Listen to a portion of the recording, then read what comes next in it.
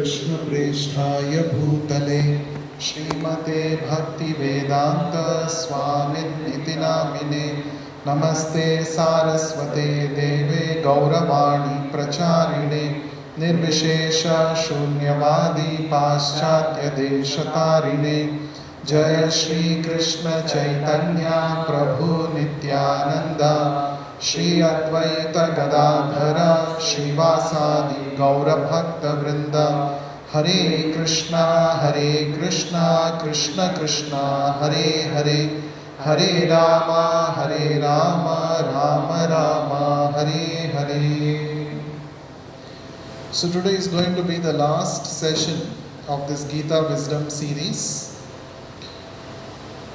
We are going to discuss the 18th and the final chapter of the Bhagavad Gita. Before that, there are a few points that were left out from the 17th chapter last week. So I would like to touch upon a few points from the 17th chapter.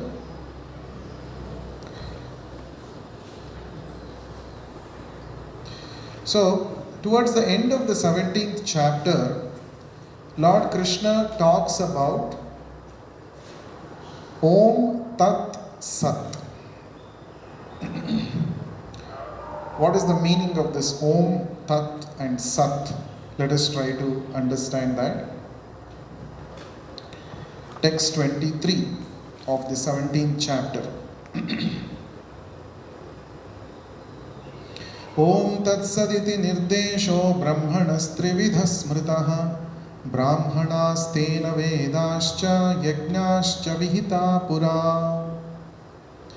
From the beginning of creation, the three syllables Om, Tat, Sat have been used to indicate the supreme absolute truth or Brahman.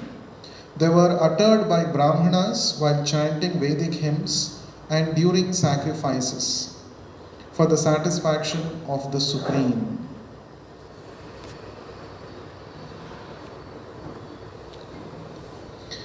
तस्मादोमित्युदाहृत्य यज्ञदानतपक्रियाः प्रवर्तन्ते विधानोक्ता सततं ब्रह्मवादिनाम्. Thus the transcendentalists undertake sacrifices, chariots and penances, beginning always with Om to attain the Supreme. Text 25. Tadityan anabhisandhaya phalam yajnatapah kriyaha dana kriyascha vividhaha kriyante mokshakangshibihi. One should perform sacrifice, penance and charity with the word Tat. The purpose of such transcendental activities is to get free from the material entanglement. Text 26 and 27.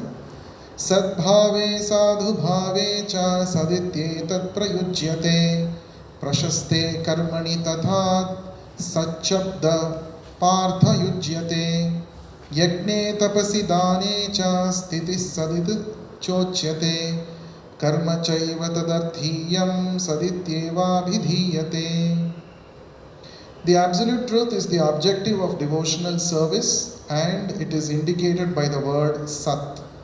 These works of sacrifice, of penance and of charity, true to the absolute nature, are performed to please the Supreme Person, O son of Pritha. So these four shlokas talk about Om Tat Sat. Already Krishna is mentioned in the Bhagavad Gita previously in the 10th chapter that he is Om. Om refers to Krishna, the supreme absolute truth. Pranava sarva vedeshu, Krishna says. Pranava means, Pranava is Omkara. So all the Vedic mantras begin with Om, and this Om refers to the supreme absolute truth. Omkara is made up of three syllables, A, U and Ma, which all the three, A, U and Ma, represents creation, maintenance and destruction. So, creation, maintenance, and destruction of this material world is brought about by the supreme will of the Supreme Lord. Therefore, Om refers to the Supreme Lord. And every mantra, whether it is addressed to the Supreme Lord Krishna or to any devatas, every Vedic mantra begins with Omkara. That means, if somebody says Om Namah Shivaya, for example, even though the mantra is referring to Lord Shiva, but first he chants the name Om. Even before addressing Lord Shiva, one is addressing Om, the Supreme Absolute Truth, which according to the Bhagavad Gita and the Upanishads is referring to Lord Krishna. In this way, every Vedic mantra is actually meant for glorifying the Supreme Lord Krishna. This is how the great Acharyas have explained the Omkara. So here, Krishna is saying, from the very beginning of creation, these three syllables, Om, Tat, Sat, have been used to indicate the Supreme Absolute Truth. In fact, during every sacrifice, every Vedic sacrifice or chanting of any Vedic hymn, these three syllables have been uttered by the learned Brahmanas for the satisfaction of the Supreme. That means, whenever these three syllables are uttered, the meaning is, I am doing this particular activity for the satisfaction of the Supreme Lord. That is the meaning. Right? In shloka number 24, Krishna explains about, in shloka number 25, he explains about Tat. One should perform sacrifice, penance and charity with the word Tat. The purpose of such transcendental activities is to get free from the material entanglement. Tat means literally that. Tat means that. So here Tat actually refers to the Supreme Tattva, the Supreme Absolute Truth. There are statements from the Upanishads, Tat Vishnoho Paramam Padam, this is from the Vedas. From the Upanishads you will find statements like Tattvamasi. Tattvamasi means what? That Tattva, he is the Supreme Absolute Truth. Asi means you.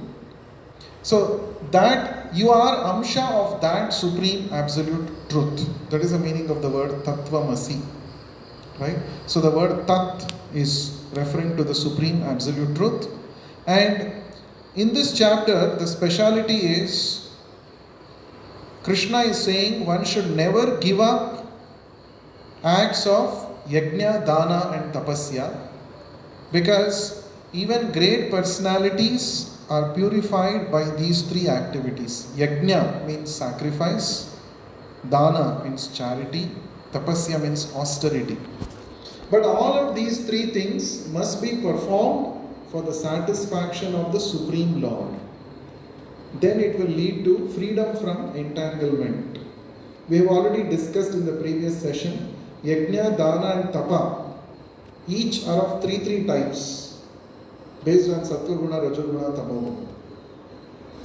And Krishna is saying towards the end of this chapter that whatever you do, Yajna, Dana, Tapasya, it should be done for my satisfaction.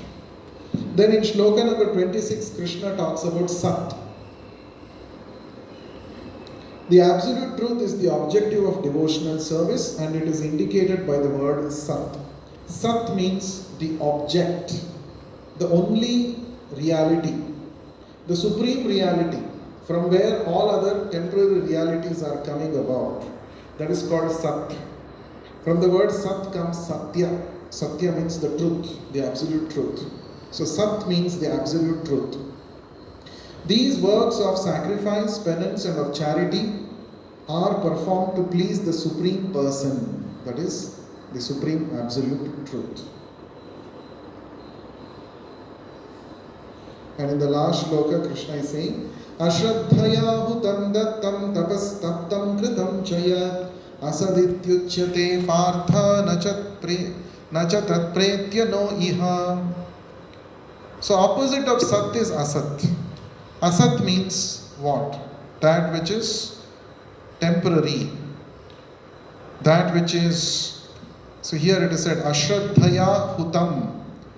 Ashraddha means without faith. Without faith, when one performs yajna, dana, tapasya, whatever it may be, then that is called as asat. Sacrifices, austerities and charities performed without faith in the Supreme are non-permanent, O son of Pritha, regardless of whatever rites are performed. They are called asat and are useless both in this life and in the next.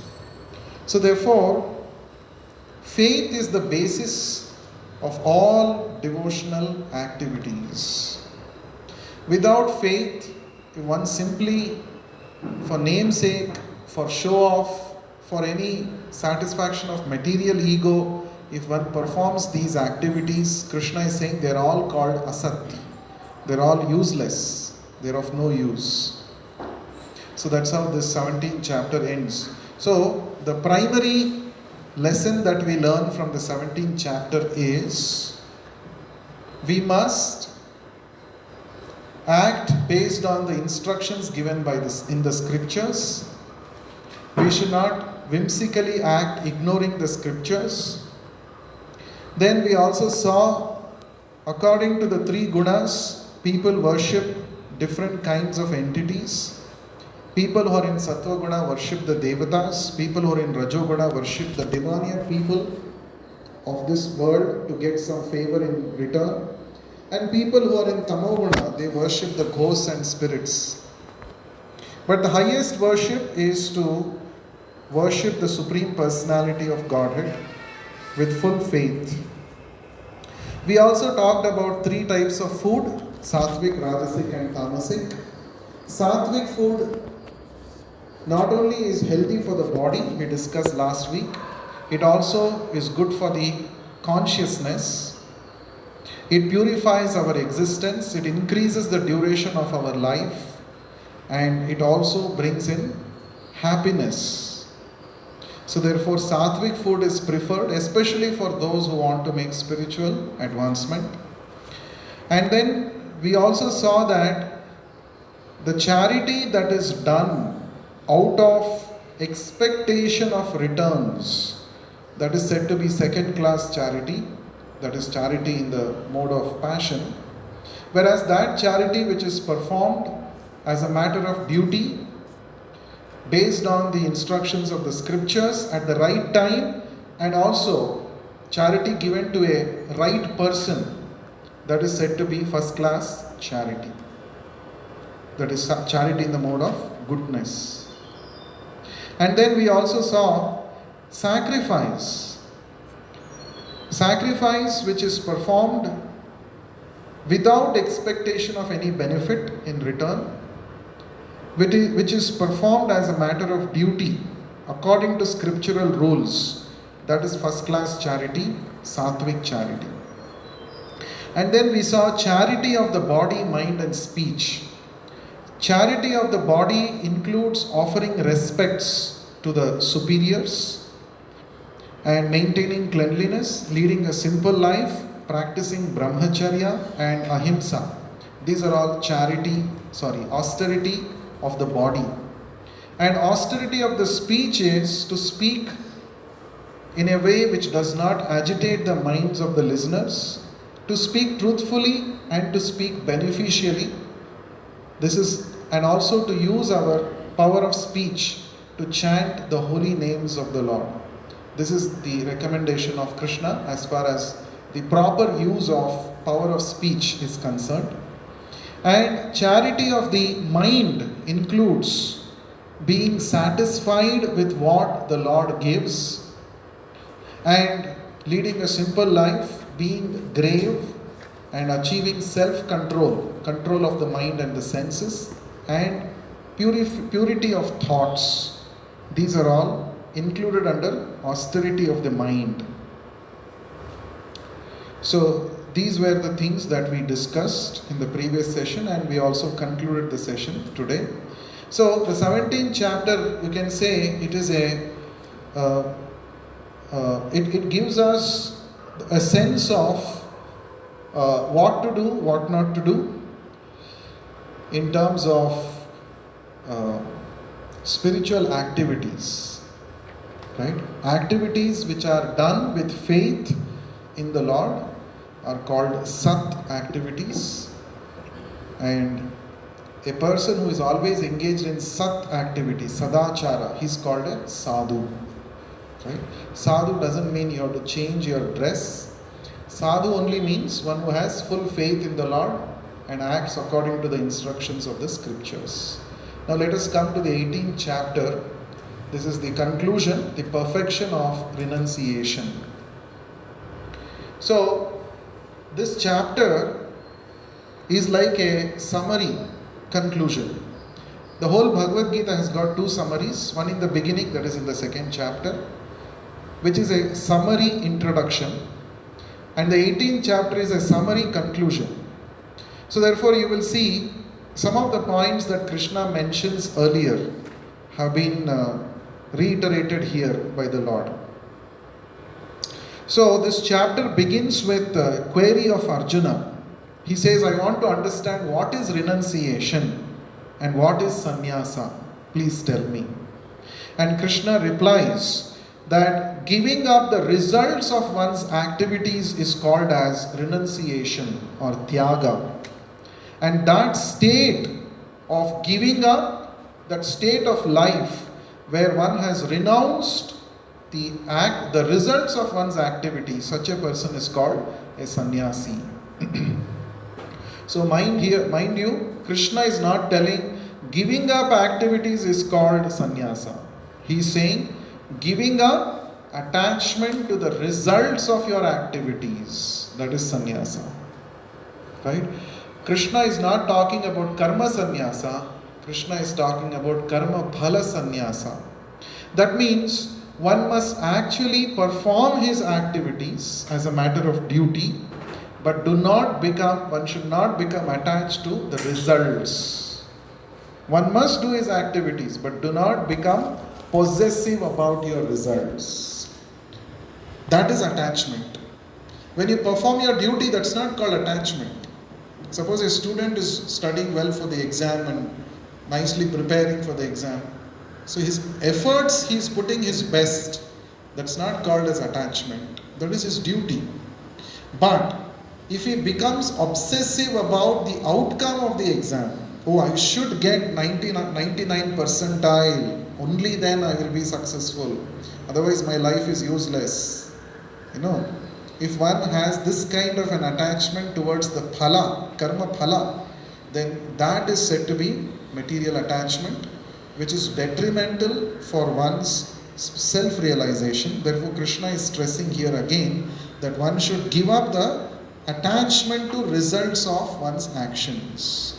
While putting efforts, yes, one should completely dedicate himself, that Krishna has explained in Karma Yoga.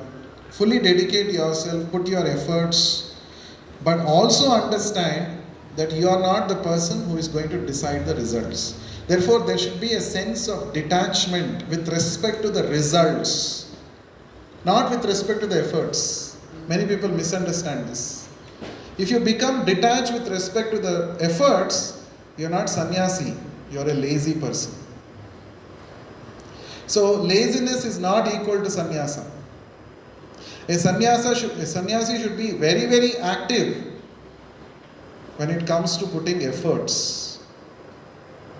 Right? We should not let any stone unturned, they say, right? While putting efforts. All possible efforts, all possible knowledge with respect to what should be done to get the best outcome, all that should be employed. But after the result, after the action has been completed, there ends your duty. Results are not in your hands. Right? So in this chapter, Krishna also talks about 5 factors of action, where he says, your efforts are only one of the 5 factors. which decide the outcome of your actions. Therefore, do not become attached to your results. So again, Krishna is saying here, one should not give up one's prescribed duties. This Krishna has already told in the 3rd chapter, in the 5th chapter also he has told, and in the beginning of 6th chapter also Krishna has told. So now Krishna is saying there are 3 types of renunciation, 3 kinds of renunciation declared in the scriptures. So let us see what is that. That is according to Sattva-guna, Rajoguna and Tamoguna. Yeah. Text number 7.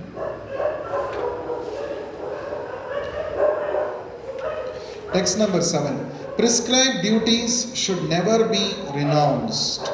If by illusion one gives up his prescribed duties, such renunciation is called tamasic renunciation. Out of illusion. Oh, like Arjuna was thinking. Oh, if I fight, it will create a lot of disturbance. Better I will not fight. But actually Arjuna's prescribed duty was to fight. And he was fighting for dharma. So there was no reason for Arjuna to think that his actions are wrong.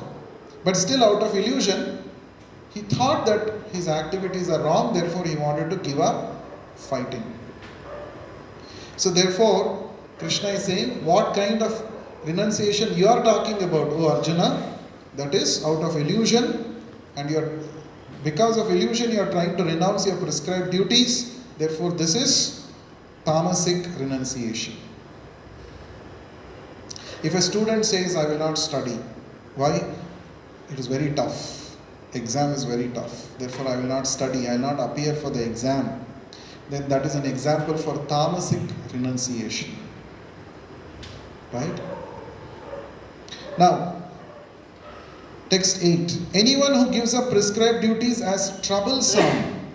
Oh, actually it is rajasic, not tamasic, the example which I gave. Anyone who gives up prescribed duties as troublesome or out of fear is said to be in the mode of passion. Such action never leads to the elevation of renunciation. So a student giving up the exam because it is tough is an example for rajasic renunciation. Right? So out of illusion, if one gives up his duties, for example, student instead of studying for the exam, is more attached to watching the cricket match at the cost of not preparing for the exam. Then he has given up his duty, prescribed duty of studying. That is called tamasic renunciation. So rajasic renunciation itself will not lead to elevation. Then what to speak of tamasic renunciation? Text 9. But he who performs his prescribed duties only because it ought to be done and renounces all attachment to the fruit, his renunciation is of the nature of goodness. So what is the sattvic renunciation? He performs his prescribed duty. Renunciation is not about giving up here. Sattvic renunciation means he performs what is supposed to be done by him. As a matter of duty, he does it, but he gives up attachment to the fruit. Then it is called first class renunciation. Right? See, Prabhupada is giving an example here, very nice. A man working in Krishna consciousness in a factory does not associate himself with the work of the factory, nor with the workers of the factory. He simply works for Krishna. And when he gives up the result for Krishna, he is acting transcendentally. That is sattvic renunciation. A devotee may be engaged in some material activity, just like a devotee may be working in a factory. But he is not attached to the work in the factory, nor is he attached to the workers in the factory. He is only attached to Krishna. So therefore his renunciation is sattvic. He is working, he is doing the duty, but he is not becoming attached to those material circumstances. And he is interested to offer the fruits of his work to Krishna. Then that is called first class renunciation. This is actually Karma Yoga only. This is nothing but Karma Yoga. So Karma Yoga means renunciation of attachment to the fruits of one's actions, not renunciation of the work itself. Right? Okay. So, here, text 11. It is indeed impossible for an embodied being to give up all activities. Therefore, it is said that he who renounces the fruits of action is the one who has truly renounced. This point already Krishna told in the 3rd chapter also. He said, even for a moment a person cannot be inactive.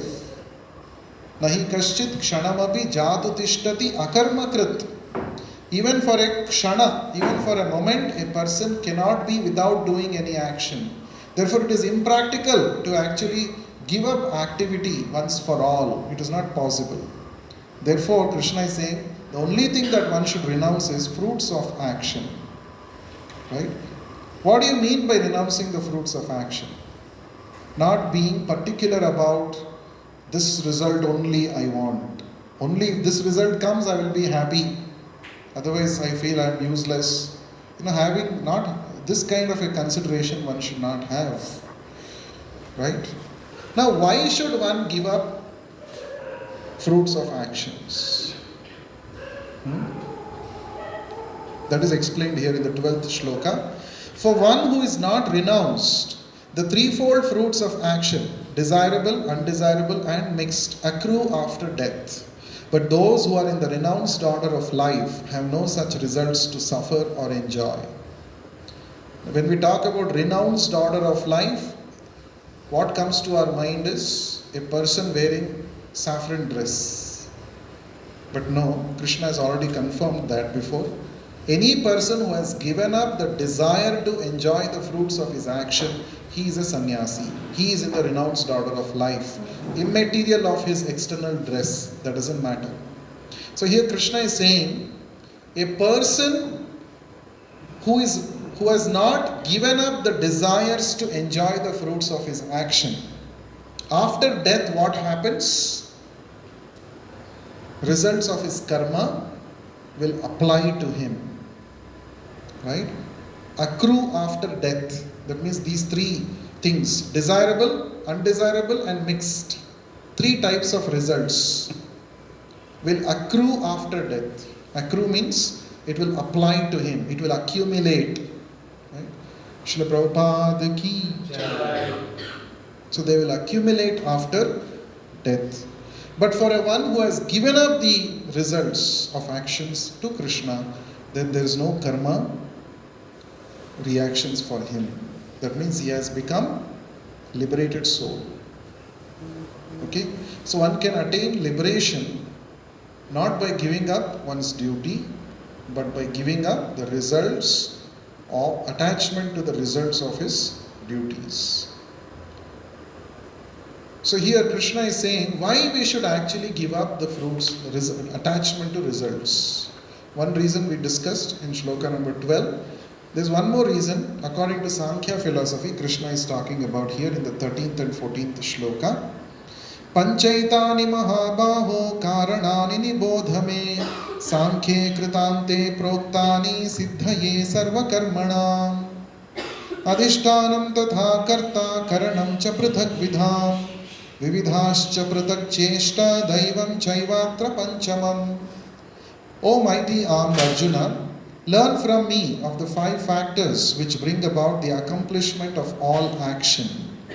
These are declared in Sankhya philosophy to be: number 1, Adhishtanam, the place of action; number 2, Karta, the performer; number 3, Karanam, the senses; number 4, Vividhascha Prithak Cheshta, the various endeavors; and number 5, Daivam, super soul.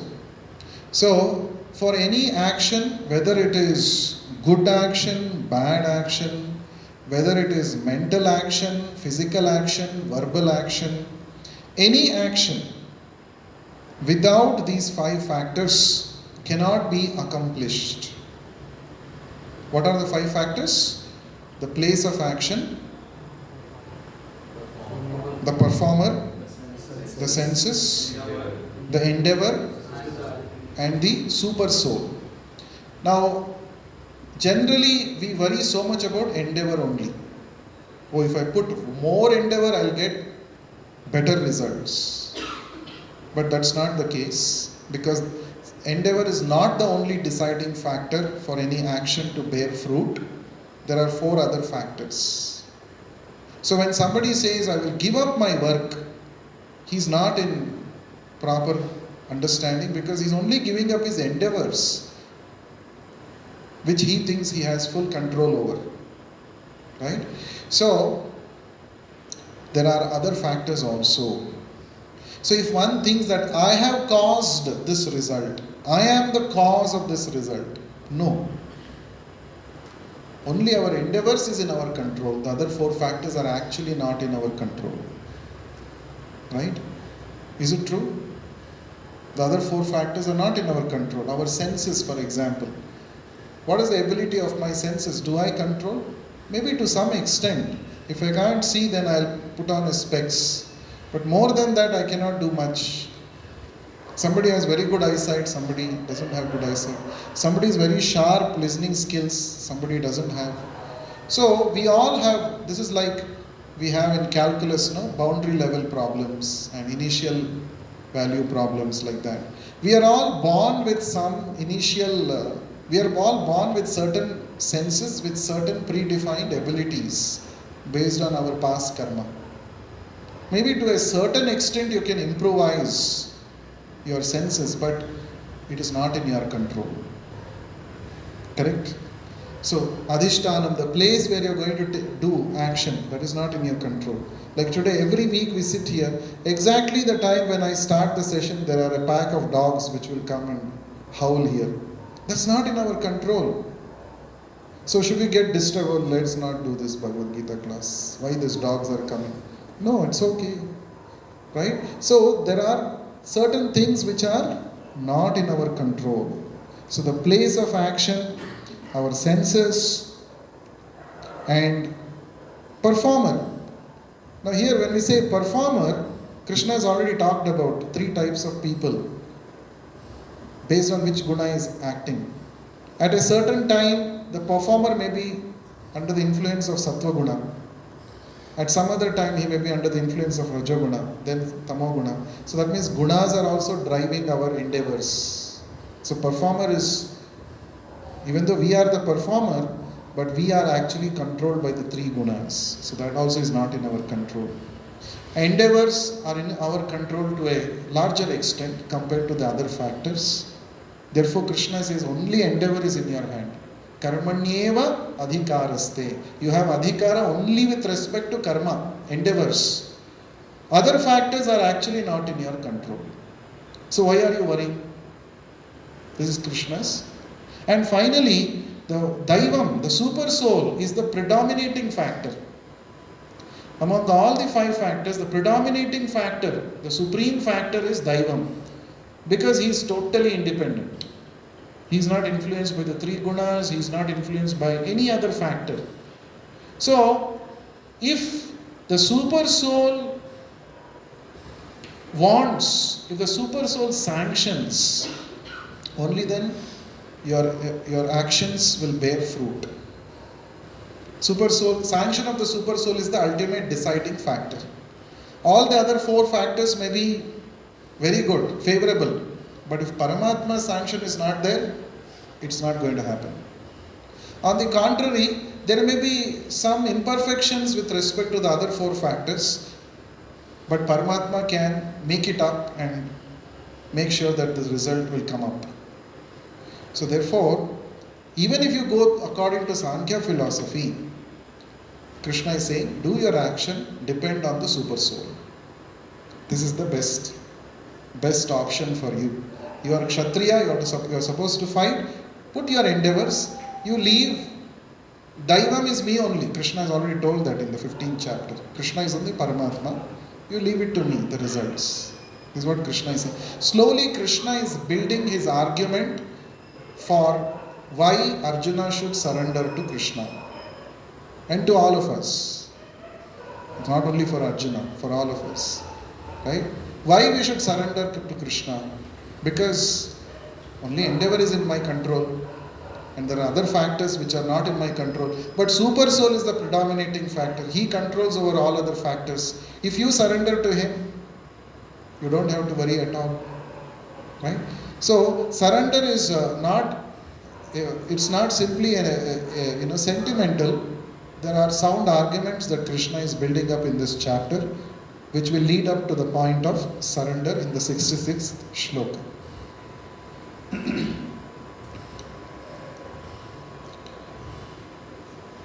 One who is not motivated by false ego, text 17. One who is not motivated by false ego, whose intelligence is not entangled, though he kills men in this world, is not the slayer, nor is he bound by his actions. Now this is a particular case only for Arjuna. It's not for all of us. We cannot apply the shloka, oh Krishna is sanctioning killing people, I'll go around and kill people. Yeah, I'm not motivated by false ego, my intelligence is not entangled, therefore I'll go and kill people. So I should not be punished by any law. No, that is not the case. In Arjuna's case, let us read this purport. In this verse, the Lord informs Arjuna that the desire not to fight arises from false ego. Arjuna thought himself to be the doer of action, but he did not consider the supreme sanction within and without. If one does not know that a supreme sanction is there, why should he act? But one who knows the instrument of work, himself as the worker, and the Supreme Lord as the supreme sanctioner, he is perfect in doing everything. Such a person is never in illusion. Personal activity and responsibility arise from false ego and godlessness, or a lack of Krishna consciousness. Anyone who is acting in Krishna consciousness under the direction of the super soul or the supreme personality of Godhead, even though killing, does not kill. Nor is he ever affected with the reaction of such killing. When a soldier kills under the command of a superior officer, he is not subject to be judged. But if a soldier kills on his own personal account, then he is certainly judged by a court of law. So, not being driven by false ego means to be driven by Krishna's direction, to be driven by Krishna's instruction. Right? That is the meaning of becoming free from the influence of false ego. Now Krishna talks about knowledge in the three gunas. Let us see. Text 20. That knowledge by which one undivided spiritual nature is seen in all existences, undivided in the divided, is knowledge in the mode of goodness. So sattvic knowledge means seeing one undivided spiritual nature in all existences. What does it mean? Seeing that everybody is soul and everybody is part and parcel of Krishna. This Krishna is already told in the 5th chapter, Pandita Samadarshinaha. So that is a real Pandita, person in real knowledge. That knowledge by which a different type of living entity is seen to be dwelling in different bodies is knowledge in the mode of passion. Chidambar, what is knowledge in the mode of passion? Are you paying attention? What are you doing in your phone? Reading the verse. So just now I read, what is the meaning of knowledge in the mode of passion? Okay, what is knowledge in the mode of goodness? So what is the use of sitting in the class then? Just now what I told, if you are not able to tell, that means you are physically present, mentally you are elsewhere. There is no use of sitting for formality's sake, for just pleasing me. Oh, Prabhu is coming, Prabhu will be unhappy if I don't go. This should not be the attitude, no? If we are here, it should really make a difference in our life. Otherwise, whom are we trying to please? Isn't it? Okay, so knowledge by which one thinks that In every body there is a different kind of living entity. And with the destruction of the body, that living entity is also destroyed. When one has this kind of an understanding, that is said to be Rajasic knowledge. Okay? Second class knowledge. Now what is third class? Tamasic knowledge. That knowledge by which one is attached to one kind of work as the all in all, without knowledge of the truth, and which is very meager, is said to be in the mode of darkness. Right? So, you can both sit closer so that you can see, and you can keep your phone in your pocket. Yeah, that will help. So, the knowledge which makes one attached to his work as all in all, like there are many sayings, people say, no, work is worship. Kayakave kailasa, they say. If you do work, by work you can achieve perfection. But suppose somebody is a murderer, he thinks, I am doing work, kayaka. So kayakave kailasa, my work will give me liberation. Or a butcher thinks, from many generations we have been slaughtering animals. This is our profession. So this profession itself is worship. Work is worship. If one thinks like that, will his work become really worship? No. Work becomes worship when it is done with the right understanding. It should be done according to what the Lord wants, for His pleasure. Then work becomes worship. Otherwise, not that anybody thinks any work is worship. So Krishna is saying that kind of a knowledge is actually tamoguna knowledge. So that kind of knowledge is actually not knowledge, it is ignorance. Right? That knowledge which is without knowledge of the truth, where one is attached to his one kind of a work and one is attached to his body, this is all called tamasic knowledge.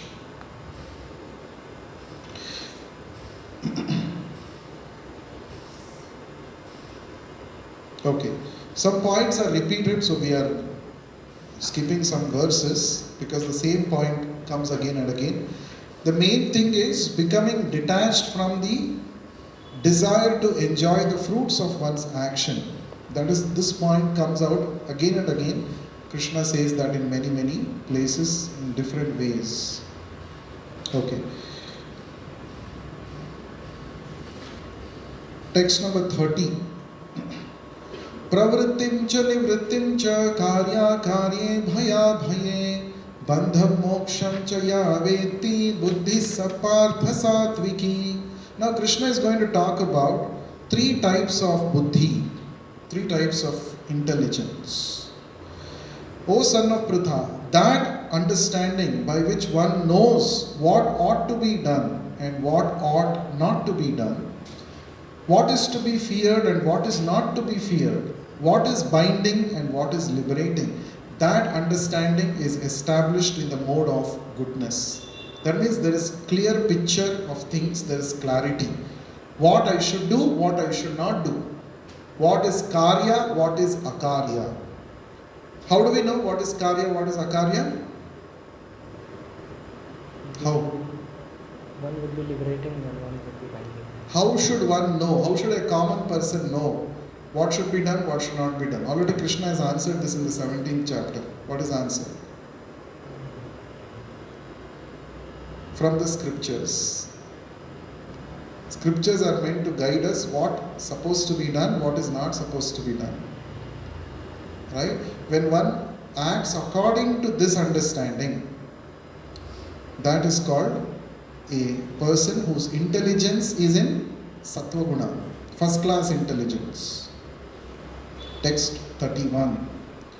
And that understanding which cannot distinguish between the religious way of life and the irreligious, between action that should be done and action that should not be done, that imperfect understanding, O son of Pritha, is in the mode of passion. So, that intelligence in Rajoguna. Intelligence in Rajoguna is what? One does not know what should be done and what should not be done. Means, I don't know that I should not do sinful activity. Right? I don't know that I should do bhakti. Then it is Rajoguna. Right? In fact, not that I don't know. I cannot distinguish between the two. When somebody says, please chant Hare Krishna, and somebody else says, come, let's go for a party and drink. Okay, there are two options given to you. And suppose if you think, see, what is the use of chanting Hare Krishna? Immediately I will not get pleasure. But if I go to the party, I can immediately enjoy this. So let me choose this going to the party against chanting. Then it is, your buddhi is Rajoguna buddhi. Right? Rajoguna buddhi. You cannot distinguish what is right and what is wrong. When two options are given, you think the other one is good. Right? Rajoguna people always go with what gives me immediate instant pleasure. It is not based on knowledge. Right? Now let us see the third class intelligence, Tamoguna buddhi. That understanding which considers irreligion to be religion and religion to be irreligion, under the spell of illusion and darkness, and strives always in the wrong direction. O Partha is in the mode of ignorance. Right? At least the Rajoguna person knows, maybe chanting is good, but immediately what gives me pleasure is this drinking, partying, let me go. At least he has that kind of little bit understand. He knows that chanting is good, but he is not able to follow. But Tamoguna person says chanting is adharma. Going to the party and enjoying is dharma. That is correct. So he puts endeavors in the wrong direction. Right? You can imagine if you want to picturize, it is like a person sitting on a branch of a tree and he is cutting off the same branch on which he is sitting. This is Tamoguna buddhi. He is putting endeavors, sincere efforts he is putting to cut the tree, that branch, but it is going to lead to his own destruction. He will only fall down. So, a person who thinks dharma to be adharma, adharma to be dharma, he is a tamoguna person. His intelligence is in tamoguna. So, in our current material world, we'll come across a lot of tamoguna buddhi people and rajoguna buddhi people, including all of us. We are not some liberated souls. So, because we are influenced by rajoguna and tamoguna, our buddhi works like this. What gives me instant pleasure? Let me do that. Then you are Rajoguna. There is no clarity. Right? What is not to be done, you put full effort sincerely. That is Tamoguna. Whereas Sattva-guna means what? Has full clarity. What should be done? What should not be done. He has clarity. Then that is called person in the mode of goodness. Intelligence in the mode of goodness.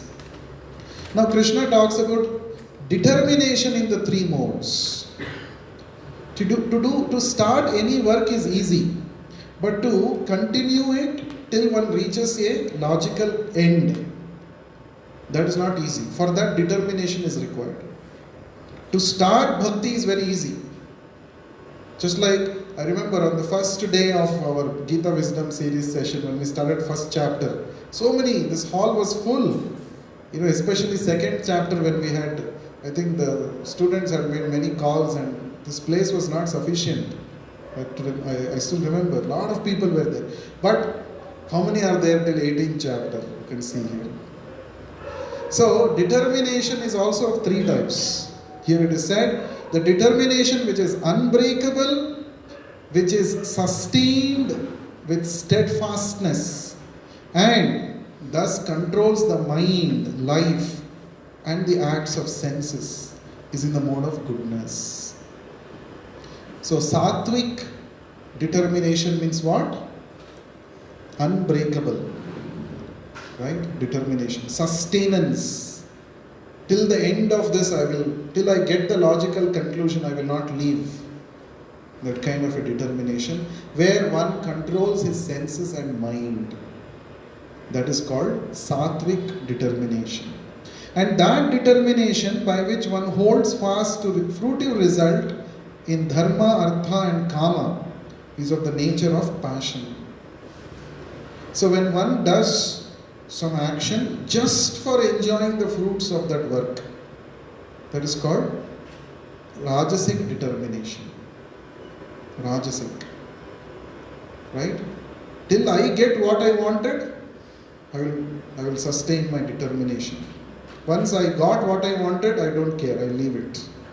That is called rajasic determination. So what is driving that person to work? The pleasure of my senses. If I get what I want, then I will put full endeavors. That is called rajasic determination. And that determination which cannot go beyond dreaming, fearfulness, lamentation, moroseness and illusion, such unintelligent determination is in the mode of darkness. So, when one is always, he's lazy, he's not able to even think that, let me chant. No, I can't go only. So his determination cannot go beyond his laziness. Then that is called tamoguna determination. Now Krishna talks about 3 types of happiness. This is also very important. Let us see that. That which in the beginning may be just like poison, but at the end is just like nectar, and which awakens one to self-realization, is said to be happiness in the mode of goodness. Shloka number 37 translation I am reading, 36, 37 translation. So, sattvic happiness means what? In the beginning it may be like poison, but in the long run it is nectar. And it also awakens one to reality, self-realization. Then that is mode of goodness. Right? Just like it is recommended in the scriptures that we should chant Hare Krishna mantra, So, in the beginning it is like poison. Oh, what is this to chant? Who will chant this many rounds on the beats? It's very difficult. But if one continues, one develops taste, one develops a higher taste. And it also awakens one to self-realization. So it is called sattvic happiness. We should go for sattvic happiness. Just like we all started to go to school. In the beginning, none of us enjoyed going to school, I think, most of us. Or at least I didn't enjoy. I know my personal experience. So I would not want to go to school. Right? But now we understand why we had to go to school. If I had sat at home, then what would have happened? I would have not come to ISC talking to all of you Bhagavad Gita.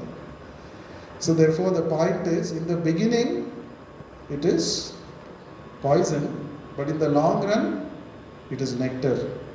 So that means Krishna is trying to say here also that if you want to achieve great things, you must have perseverance. Don't expect first ball only sixer. First ball only I should hit sixer. Every ball I should hit sixer. No. So consistency is very important.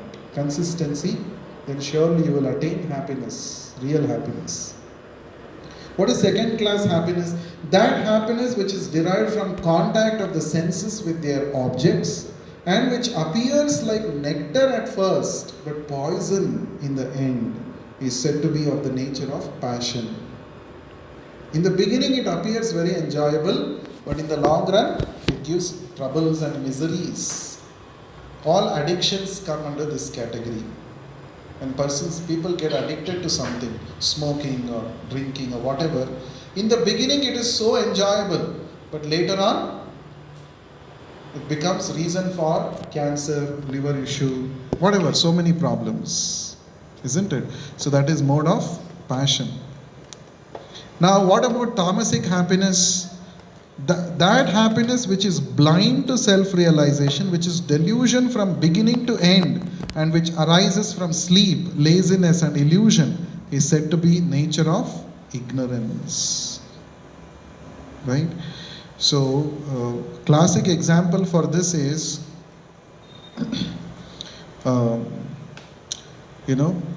people are addicted to, what is that? Marijuana or brown sugar and many such things, right? So I happened to meet somebody who was intoxicated with this because of bad company. Later he came to Krishna consciousness, he gave up all that. I was just interested to know what they were doing. So they would say that there were drug peddlers near the college in Bangalore only, okay? And some of his so-called friends, they were in touch with those drug peddlers. Initially they would give at very less cost, but once you become addicted to it, they will increase the cost. And they will target children, students of well-to-do families, and they will demand a lot of money. And they will reach a certain point where they cannot live without it. And they sell in milligrams, and milligrams will be thousands of rupees. Thousands of rupees. He was using words like joints, 1 joint, 2 joint. So I asked him, what is that? So he revealed something. The point is, so they would say they will have one, what is that? ATM card. ATM card. So they will make a line of that. You might have seen in some movies also. In that powder, they'll make a line of that. And through the ATM card, they'll try to sniff. Okay. And also, there are some drugs which you can't consume like that directly. So you're supposed to you're supposed to heat it and then take the vapors of that. Anyway, I'm not endorsing all this, that you should try out all this. But so he's just about 17, 18 years old when he came in touch with this. And for the next 5-6 years, he was fully into it. And he didn't reveal this to his parents also. And somehow he would get money because he's from a well-to-do family. Father, mother, both would give pocket money. He had his own bike, all luxury. So he became like this. So I was asking, what was your feeling when you were intoxicated? When you were taking that, what were you feeling? He said, no contact. I was feeling as though I'm in a dream world. No contact with the outside world. I was feeling, he used the word ecstatic. I was feeling ecstasy. In fact, one of the drugs is called ecstasy drug. So, then I could relate with what I read in Prabhupada's biography, how Prabhupada reformed those hippies in the West. They were also drug addicts. And they would take the drugs and they'll be just falling on the streets, just be fallen on the road. And they will not even know that they're falling on the road like that. Right? Such people Prabhupada preached and made them devotees. See? So the point is, this is an example for tamoguna happiness. Tamoguna happiness means they don't, from the beginning till the end, it is only misery. Just that they don't know. Not misery, delusion. Delusion means what? Nasha. They're full in nasha. And once the nasha comes down, they will become aware of the realities, problems are there. Again they want that nasha. So this is actually what? Escaping reality. So tamoguna pleasures are for escaping the reality. But for how long can you escape reality? Again you have to come back to reality. So that's why you have to again go to the drug peddler and again purchase. So therefore Prabhupada said, if you chant Hare Krishna, you can stay high forever. You can always stay high forever. You don't have to depend on anybody. And this is real ecstasy. And this is going to lead you to self-realization. It's not that you are cutting off from the... It's not escapism. You are facing real problems in the way they have to be faced. With Krishna. With Krishna's blessings. So therefore, chanting Hare Krishna Mahamantra is real happiness. It is transcendental happiness. It is beyond sattvic happiness. Right? So we should all be aware of these different kinds of so-called pleasures, so that we don't become victims of these pleasures. So when any opportunity is coming, we should actually be able to see, what is this? Is it sattvic pleasure? Is it rajasic? It is tamasic? Right? And we should always choose what pleasure? We should choose transcendental pleasure, not even sattvic. Sattvic pleasures also make us addictive. Right? Suppose you go to a nice hotel and eat 100% pure vegetarian food, meal. It's good, you feel nice. It is sattvic pleasure. Right? But if you take prasadam, transcendental pleasure. Sattvic pleasure binds us to the reaction. Transcendental pleasure, prasadam, helps us to transcend the three modes. Now here next, Krishna talks about the 4 divisions of human society and their prescribed duties. Text 42 onwards. Peacefulness, self-control, austerity, purity, tolerance, honesty, wisdom, knowledge and righteousness, religiousness. These are the qualities by which the Brahmanas work. Heroism, power, determination, resourcefulness, courage in battle, generosity and leadership are the qualities of work for the Kshatriyas. Farming, cow protection and business are the qualities of work for the Vaishyas. And the Shudras, and for the Shudras there is labor and service to others. So already about the 4 Varnas Krishna talked about in the 4th chapter. Krishna says, I have only created these 4 Varnas in the human society based on guna and karma, not based on janma. That is very clear. It's not that only a son of a Brahmana can become a Brahmana. No. A Brahmana, anyone can become a Brahmana if he develops these qualities. That is more important. Right? So, this divisions of Varnas is very important in a society. Why? So that there is balance in the society. If everybody says we will go and work in IT company,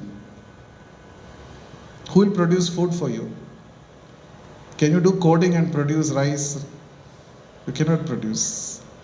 So farming is also important, cow protection is important.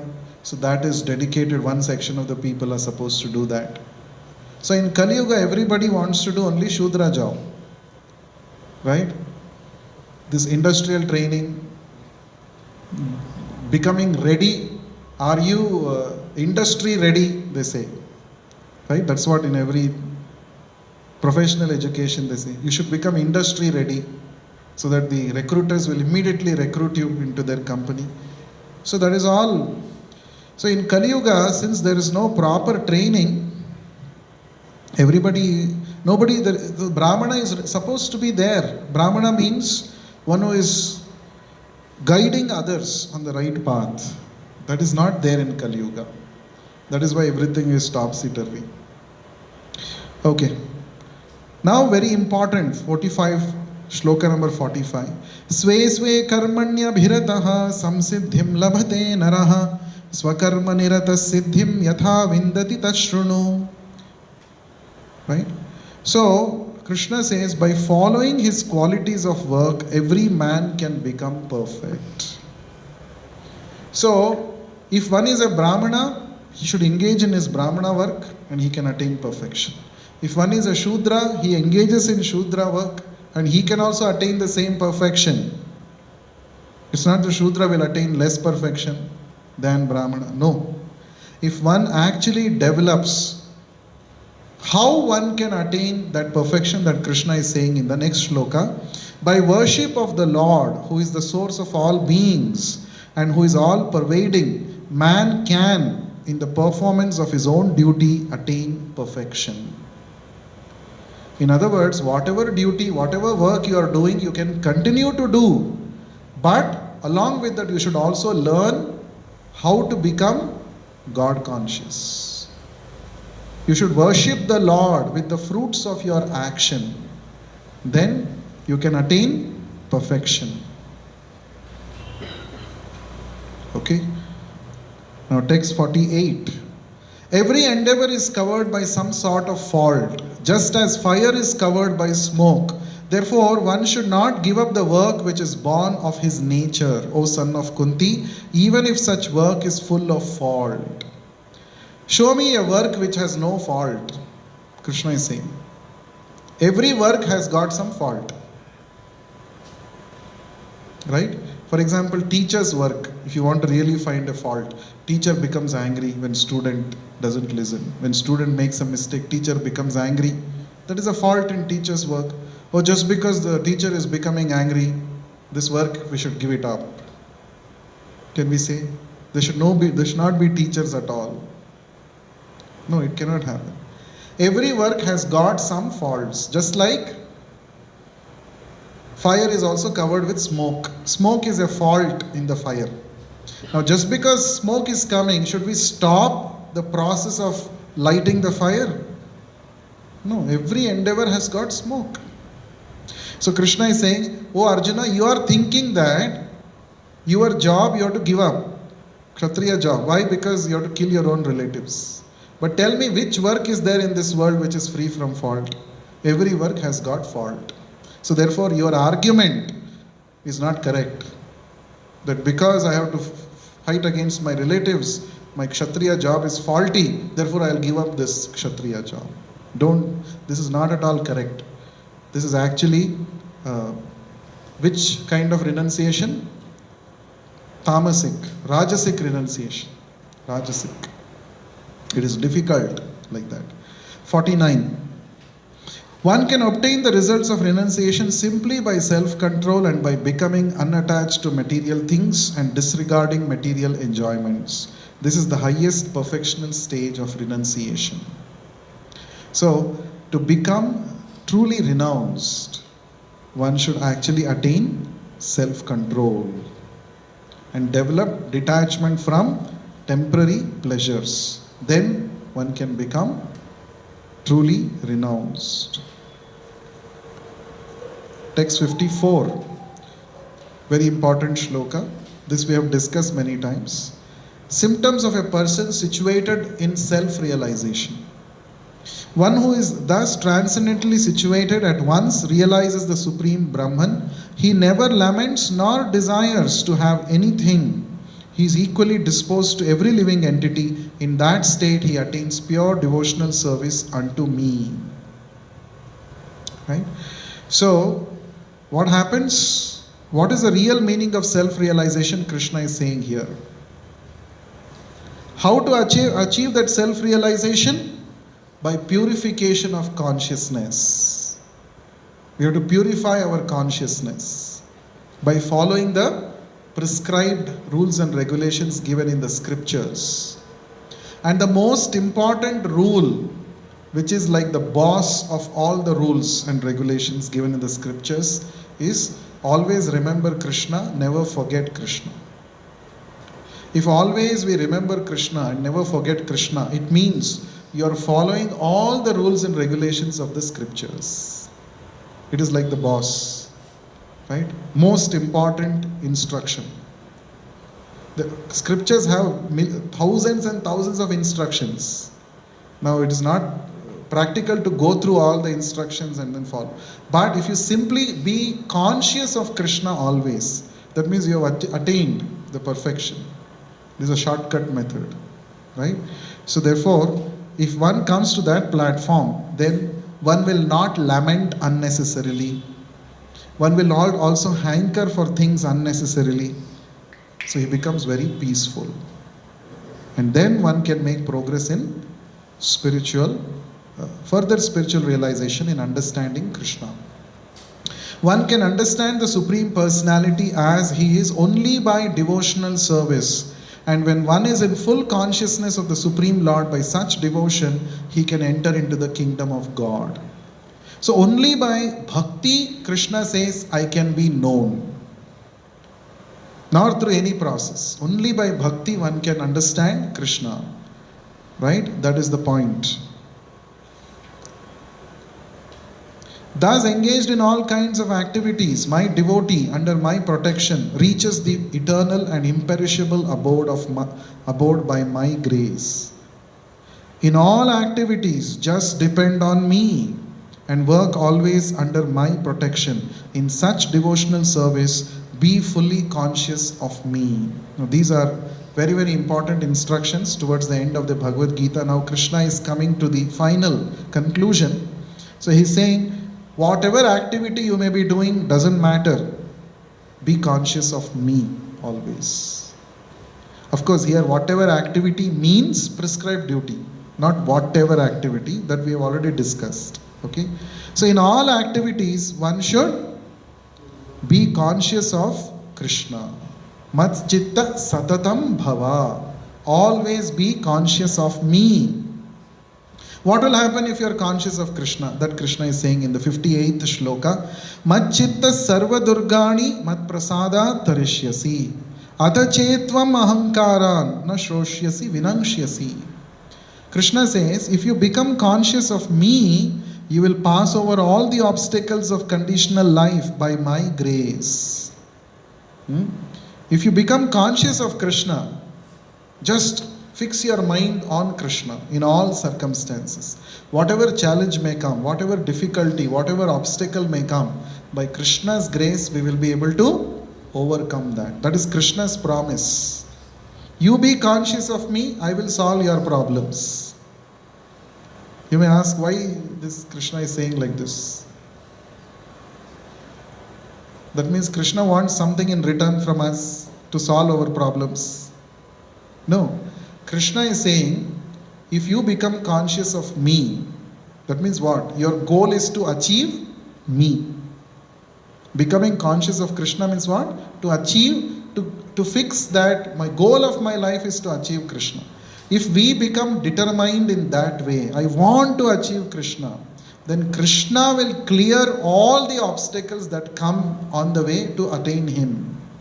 That is the meaning. Right? So now if somebody says, no, why should I fix my mind on Krishna? I will depend on my own strength and abilities. I will overcome all problems. Then Krishna is saying something for that also. In the second part of the shloka, he says, if however you do not work in such consciousness, but act through false ego, not hearing me, you will be lost. Krishna is saying, if you don't listen to what I am saying, you depend on your own strength, ability, false ego, you will be lost. Vinangshyasi, you will be lost. So is Krishna scaring you by saying this? No, Krishna is merely saying what is the consequence of acting on false ego. So we have two options. You can act based on Krishna's instruction, then Krishna will take care of all your challenges. But if you listen to your false ego and you say, I am independent, I can do whatever I want, then Krishna is saying you will be lost. That means majority of the people in this world are actually lost because they are not conscious of Krishna. When you are not conscious of Krishna, you are lost. Lost means what? You don't know who you are, you don't know what is the goal of life. Simply we are busy doing some activity. Everybody is doing something, I will also do that. Why? What is the goal? I don't know. I have to do because everybody is doing. That is the meaning of being lost. 99.999% of the people in this world belong to this category. We are lost. That is why only a bona fide spiritual master opens our eyes with the torch of knowledge, and he awakens us to reality. From a lost condition, he gives us a real identity, who you are. This is not an ordinary thing. That's why we have to be indebted to Srila Prabhupada forever, life after life. Because this is not an ordinary thing. It's like you don't even know who you are, and we are busy with so many activities, and by spiritual enlightenment, the spiritual master opens our eyes. No, you are soul, you belong to Krishna, you have some identity, you have some address, eternal address, you have some eternal occupation also, become engaged in that. This knowledge is revealed to us by the spiritual master.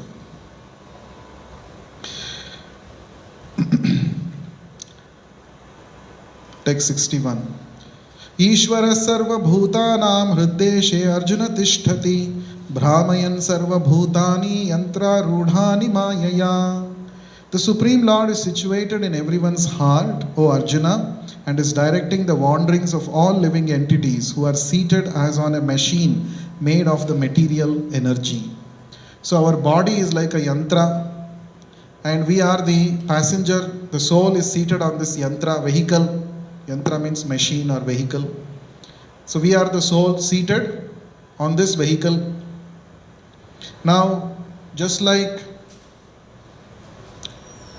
one needs a proper driver to take us to the desired destination in the vehicle, that driver's role is played by the Paramatma.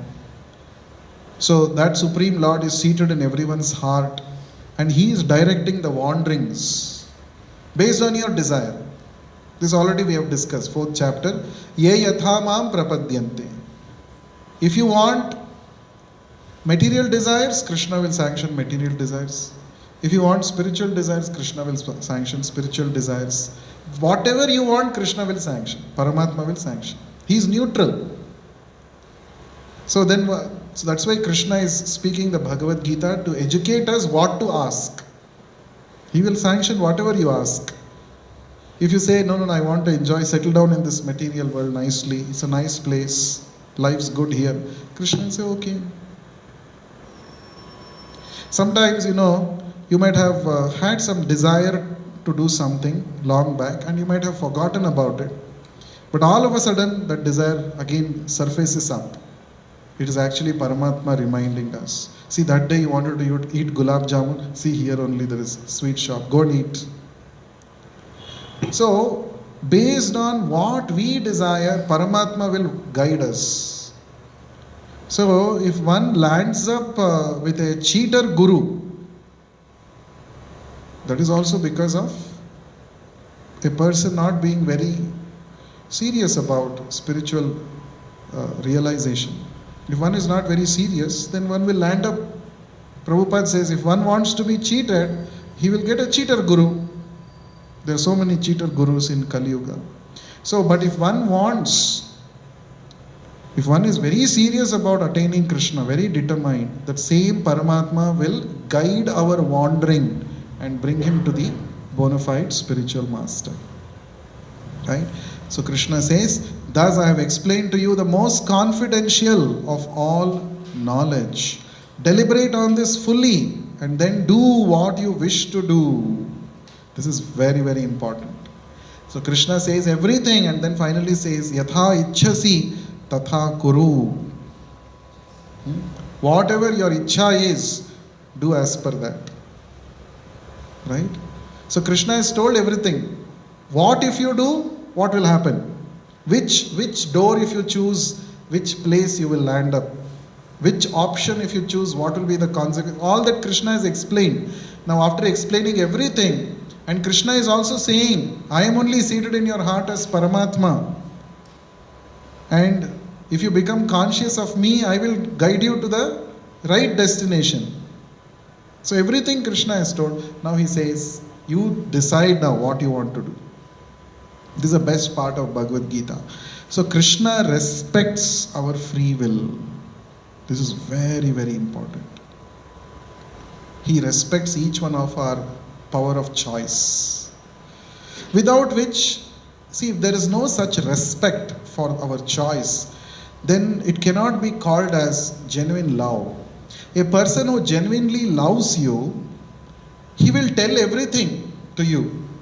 See, if you choose this, this will happen, this will happen. Now finally he says, now you choose what you want to choose. That is genuine love. Right? So Krishna is displaying that genuine love towards all of us by saying that I have told everything, now you make a choice. But Krishna is not satisfied with that. Again he is saying something. Because you are my very dear friend, I am speaking to you the most confidential part of knowledge. See, in the previous shloka, the two words were used, Guhya, Guhyataram. And in this shloka, Guhyatamam is used. 3 degrees of comparison. Guhya means confidential. Guhyataram means more confidential. Guhyatamam means most confidential. So Krishna said, I have told you Guhyam and Guhyataram. Now I'm going to speak to you Guhyatamam knowledge, most confidential. Actually, there's nothing new that he's going to speak. Already he spoke this in the 9th chapter. Guhyatamam he's already spoken, but he's repeating here again. Right? Because now is a time now for you to make decision. So again I will repeat some important points I will tell again so that it will help you to take the right decision. So Krishna is saying, Man mana bhava madbhakto madhyaji mam namaskuru mam evaishyasi satyam te pratijane priyosi me. This is the most confidential knowledge. This and the next shloka. Always think of me and become my devotee. Worship me and offer your homage unto me. Thus you will come to me without fail. I promise you this because you are my very dear friend.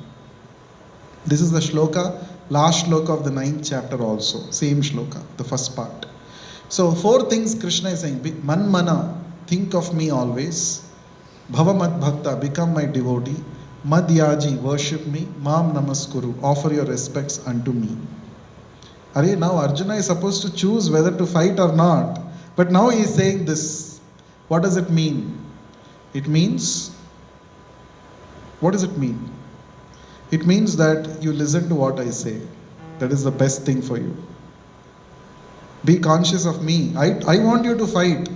Already Krishna revealed in the Vishwarupa in the 11th chapter that he is the one who has arranged this war.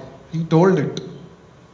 And he told that with the exception of you Pandavas, no one is going back home from the battlefield. They're not going to go back alive. So you can see that already I am consuming everybody. Krishna showed that in his Kala Swarupa. Now, and Krishna also had told you, become an instrument in my hand. I have already killed everybody on the battlefield of Kurukshetra. You become an instrument in my hand and you take the credit. All this Krishna has already told in the 11th chapter. Now he is saying, at the time of making decision, he is saying, see, you listen to what I am saying. That is the meaning of this. Become my devotee means what? You follow what I am saying. That's the meaning of becoming devotee of Krishna. Becoming devotee of Krishna doesn't mean simply sitting in one place and closing your eyes. No. Becoming devotee of Krishna means acting according to the instruction of Krishna. You have to act. In this world, you have to act. The moment you got a body, material body, you have to act. But you act based on what Krishna is saying. Then you are called a devotee. So Krishna is saying now, become my devotee. Means what? Now you are going to choose, whether to fight or not fight. And I told what is my plan. So you become an instrument in my hand. Fight this war. Fight this war. And then Arjuna may have a doubt. If I fight this war, what about all the sins which I will get by killing my relatives? Then Krishna is answering in the next shloka. Sarva dharman parityajya mamekam sharanam vraja aham tvam sarva papebhyo moksha yishyami ma shuchaha. Abandon all varieties of religion and just surrender unto me. I shall deliver you from all sinful reaction. Do not fear. All that you don't worry, Arjuna. What sinful reaction you will get, what will happen, that you don't worry, that I will take care. Krishna is saying, I will take care. So you just give up all your so-called Kula Dharma, Jati Dharma, that Arjuna talked about in the first chapter of the Bhagavad Gita. Exact words he uses. What will happen to my family welfare programs? Kula dharma, all those things. Don't worry. Sarva dharman parityajya. Sab dharma you give up and you just surrender to me. And in the process, if at all there are any so-called sinful reactions, then I will take care. Don't worry. I am the one who is going to allocate reactions for everybody's sinful activities. I am only telling, don't worry. Then what is your problem? You see? So, the final instruction of Krishna in the Bhagavad Gita, it is very reassuring that if one simply engages in devotional service to the Lord, and for engaging in devotional service, even if a devotee has to give up his so-called worldly duties, still there is no harm, because Krishna is saying, I will take care, don't worry. Sometimes when we are taking up devotional service seriously, it may be displeasing our immediate relatives. They may be unhappy. What is this fellow always sitting and chanting? Sometimes they may have this kind of and sometimes they may even blackmail. See, if you love me really, don't chant. If you really want to make me happy, stop going to temple, or stop chanting, stop reading Bhagavad Gita. Sometimes people may do this. But Krishna is saying, don't worry. Even if you displease some so-called people around you, don't worry, I will take care. So therefore, no work in this material world is free from faults. But if the work is done for the pleasure of Krishna, even if there are apparently some faults, Krishna will take care of that. This is called Sharanagati. Complete surrender to the Lord. What the Lord wants, I will do that. And even if there are some problems because of that, Lord will take care. That is not my job to think. Servants' work is only to carry out the orders of the master. Servant should not sit down and do calculation. Oh, if I do this, what will happen? No, that you don't do. No, that master will do. Your job is only to say, yes, sir, and follow what the master is saying. This is called surrender. Is this some mindless process? No. Otherwise, Krishna would have told this verse in the first chapter of Bhagavad Gita only. Arjuna, sarva dharman parityajya mamekam sharanam. He could have told that. No. He gave so much knowledge. So, surrendering to the Lord is not a sentimental process. It is a well-deliberated action. Well thought through. Krishna is giving so much knowledge. And finally, the result of all this knowledge should be, I should surrender to Krishna. If one reads Bhagavad Gita and he memorizes shlokas, expertly talks about the flow of Bhagavad Gita, very nicely I know, I've studied 20 times, 30 times I've studied Bhagavad Gita. But what have you done in your life? You're not surrendered to Krishna. Then your study of Bhagavad Gita is useless. So Bhagavad Gita is not simply for giving us a scholarly knowledge. I should be able to quote the shlokas and I should be able to explain. No. Finally, if one surrenders to Krishna after studying all the Bhagavad Gita, then one's study of Bhagavad Gita is meaningful. If one does not surrender to Krishna, it is simply useless labor. After studying Bhagavad Gita, many people have come up with many conclusions. Some people say Bhagavad Gita is promoting non-violence. That is the most important instruction in Bhagavad Gita. No. Some people say, no, Bhagavad Gita is meant for, promoting universal brotherhood. No, that is not the conclusion at which you have to arrive at. They're all byproducts. But the main product that Krishna is selling in the Bhagavad Gita is surrender to me. Surrender to Krishna. Surrender means what? Give up your personal considerations. You just do what I say. Right? So Prabhupada says, surrender means it's not that you surrender your intelligence. You should use your intelligence to surrender. There's a difference between the two. Surrendering your intelligence means what? You don't even think. Simply, whatever, let me do. Ritually. No. You should use your intelligence. Think properly. What will happen if I surrender? What will happen if I don't surrender? Pros and cons. Nicely think. Then make a decision. Yes, I will surrender to you. That is what Arjuna did now. Let's see what Arjuna did after saying this. So, Ma Shuchaha, Krishna is saying, don't worry. Don't fear. Arjuna was lamenting so much in the first chapter, no? Arjuna Vishada Yoga, lamentation. So Krishna is saying, Ma Shucha, don't lament. Right? You just cooperate with my plan and you will attain perfection. Right? So we will quickly go to that part. Okay.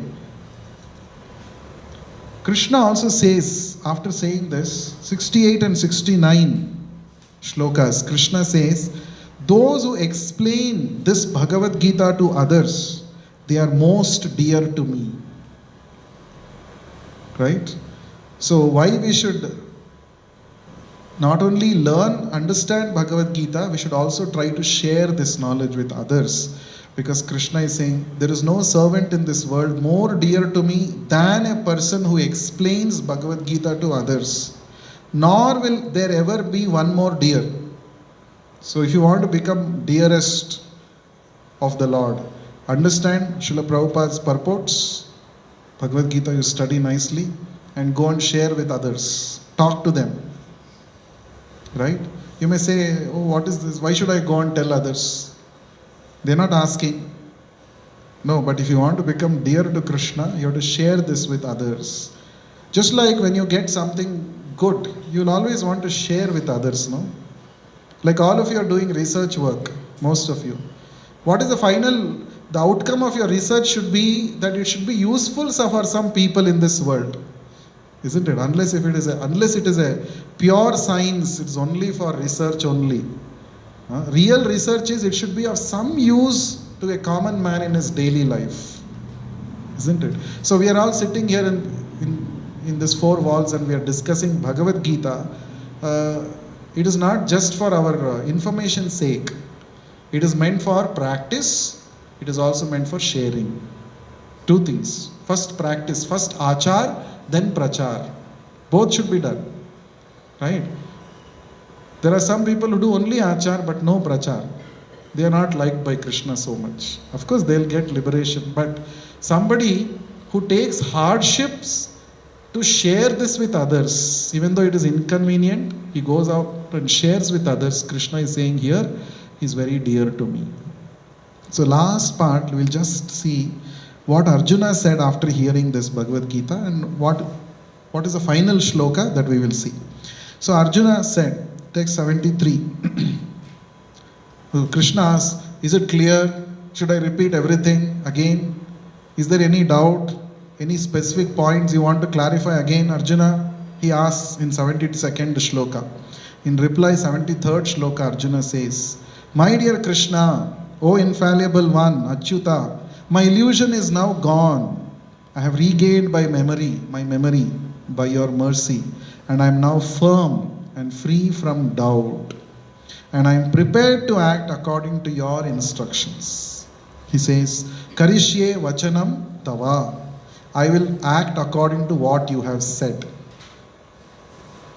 Right?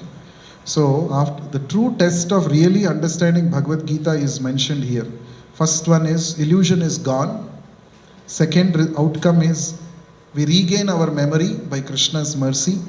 Originally we are all soul, we have forgotten that. We regain that memory by hearing Bhagavad Gita. It's not something new that we are trying to learn artificially, right? We are just regaining our original position. Third is, we become firm in our determination to serve Krishna. Fourth is, we become free from all doubts. And last, fifth one is, we are ready to act according to the instructions of Krishna. So these are the 5 things which shows that really one has understood Bhagavad Gita. So then Sanjaya continues his narration to Dhritarashtra. We should not forget that this whole thing was narrated by Sanjaya to Dhritarashtra. And Sanjaya says, he feels ecstatic. He says, now this conversation that happened between Krishna and Arjuna, as I remember every word of that, every moment I am feeling ecstasy. And especially that Vishwarupa of the Lord which he showed, when I remember that, my hairs are standing on end. Like this, he becomes very ecstatic, Sanjaya says. And then finally, Sanjaya is concluding. With this verse, Sanjaya is destroying any hope if Dhritarashtra has in his mind that his sons will win the war. That with this one shloka, Sanjaya is killing that hope in the mind of Dhritarashtra. If at all, after hearing Bhagavad Gita also, still Dhritarashtra has any hope that my sons will win. So Sanjaya is saying that. Yatra Yogeshwara Krishno, Yatra Partho Dhanurdharaha, Tatra Shrir Vijayo Bhutir Dhruvanitir Matir Mama. Wherever there is Krishna, the master of all mystics, and wherever there is Arjuna, the supreme archer, there will also certainly be opulence, victory, extraordinary power, and morality.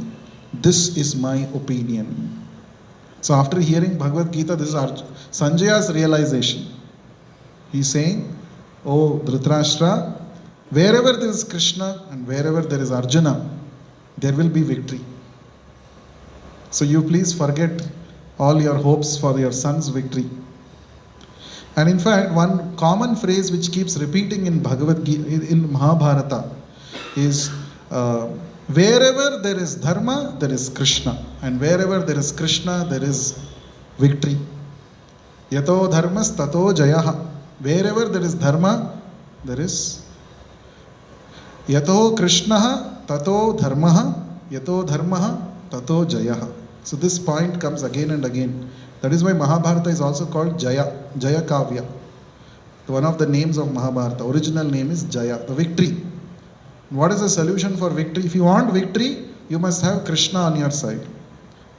When will Krishna be on your side? If you are on the side of Dharma. So where there is Dharma, there is Krishna. Where there is Krishna, there is victory. There is Jaya. This point is again and again reiterated. So the conclusion is, simply by becoming Krishna conscious and being ready to follow Krishna's instructions, we can attain perfection in our life. That is the conclusion. And with this, we come to the end of the summary study of the entire Bhagavad Gita, the Gita Wisdom series. And we shall now chant one round of Hare Krishna mantra. If you have any questions, meanwhile, please distribute the beads.